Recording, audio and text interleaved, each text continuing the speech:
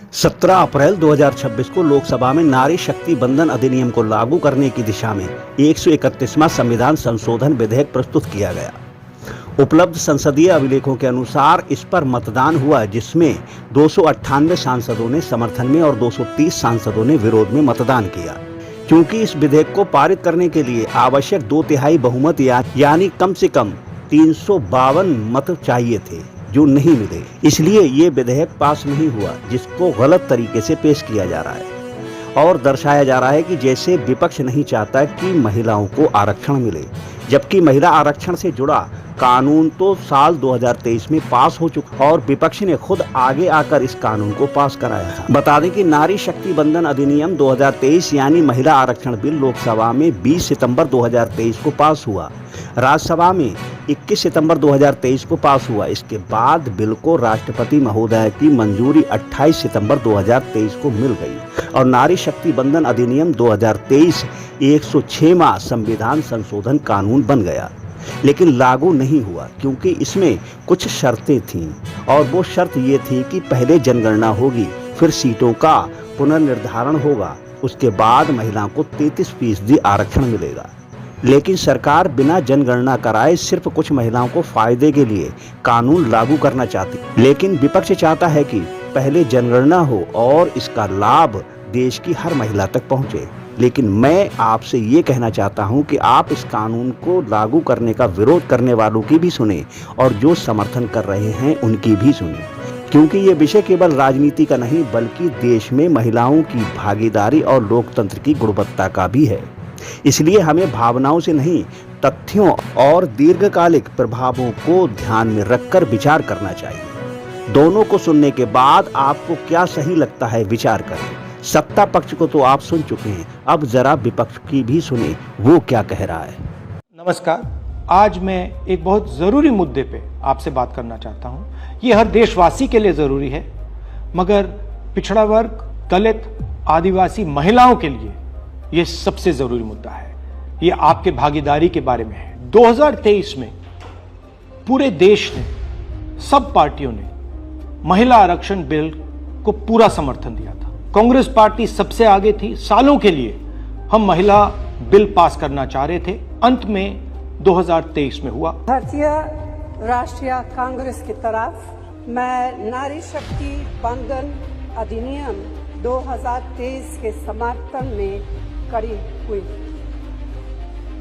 भारतीय राष्ट्रीय कांग्रेस की मांग कि यह बिल फौरन अमल में लाया जाए। 2018 में मैंने प्रधानमंत्री को यह चिट्ठी लिखी। इसमें साफ लिखा है कि महिला आरक्षण को जल्दी से जल्दी इंप्लीमेंट किया जाए।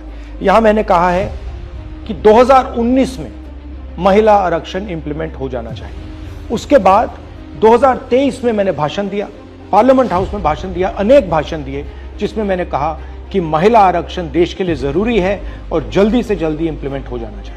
In my view, it is quite simple. This bill can be implemented today by giving 33% of the seats in the Lok Sabha and the Vidhan Sabha to India's women. I would like to have seen OBC reservation included in this bill. I think it is very important that a large chunk of India's population, large chunk of India's women should have access to this reservation.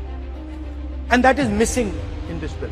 भाई और बहनों, अब बहुत बड़ी बेईमानी की जा रही है। प्रधानमंत्री नहीं चाहते कि कास्ट सेंसस, नए सेंसस, ओबीसी सेंसस के बेसिस पे यह निर्णय लिया जाए। वो चाहते हैं कि 2011 का सेंसस यूज किया जाए, जहां पे पिछड़े वर्ग का नंबर है ही नहीं।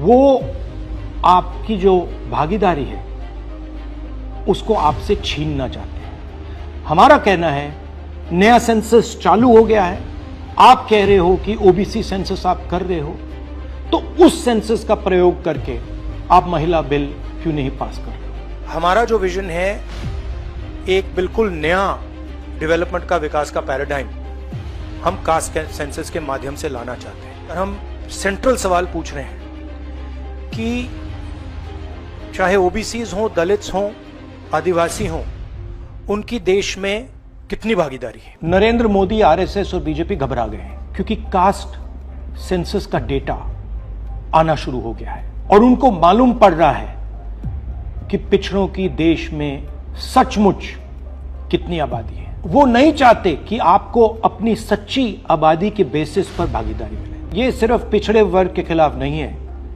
ये एंटी नेशनल एक्टिविटी की जा रही है क्योंकि पिछड़ा वर्ग 50% है, उसको भागीदारी मिलनी चाहिए और प्रधानमंत्री आपकी भागीदारी आपसे छीन रहे हैं और आपको झूठ बोलने की कोशिश कर रहे हैं। इनका जो प्रपोजल है इसमें एक और बहुत खतरनाक चीज हो रही है। The government has unveiled a sweeping delimitation bill 2026 proposing a massive expansion of India's parliamentary representation. The strength of the Lok Sabha is set to jump from 545 to a staggering 850 seats. सच्चाई ये है कि अगर जो मोदी जी चाहते हैं हो जाए तो जो छोटे स्टेट्स हैं, साउथ के स्टेट्स हैं और नॉर्थ ईस्ट के स्टेट्स हैं, उनका रिप्रेजेंटेशन कम हो जाए, उनको भयंकर नुकसान होने वाला है और मैं इसको एंटी नेशनल एक्टिविटी मानता हूं। हमारा जो स्टैंड है वो बिल्कुल क्लियर है। अगर आपको करना है तो ओबीसी सेंसस का जो डेटा है उसके बेसिस पे कीजिए, 2026 के सेंसस के बेसिस पे कीजिए, 2011 के सेंसस के बेसिस पे मत कीजिए क्योंकि उसमें ओबीसी का, पिछड़े वर्ग का कोई डेटा नहीं है। और अगर आप सचमुच में विमेंस बिल इंप्लीमेंट करना चाहते हो तो आपके पास विमेंस बिल पड़ा हुआ है, उसको आप इंप्लीमेंट कीजिए, हम आपको पूरा समर्थन देंगे। मगर पिछड़े वर्ग, सदर्न स्टेट्स, छोटे स्टेट्स के खिलाफ हम आपको काम नहीं करने देंगे। मोदी जी, मैं समझता हूं कि आप देश को मैसेज देना चाहते हो कि आप प्रो विमेन हो। मैं जानता हूं कि आप एप्स्टीन फाइल से घबराए हुए हो। 35 लाख फाइलें यूएस में बंद पड़ी हैं, चाबी ट्रंप जी के हाथ में है और आप उससे डरे हो। मगर यह तरीका नहीं। आप चाहते हो कि आपके मुताबिक सीटें बढ़ें, आपके मुताबिक डिलिमिटेशन हो और पिछड़े वर्ग को कुछ ना मिले। हम ये नहीं होने देंगे। पुराना डेटा नहीं चलेगा। 2026 कास्ट सेंसस का डेटा ही चलेगा। हम आपको पिछड़े वर्ग से चोरी नहीं करने देंगे। हिस्सा चोरी बंद करो। पिछड़ा वर्ग, दलित, आदिवासियों को उनका हक दो।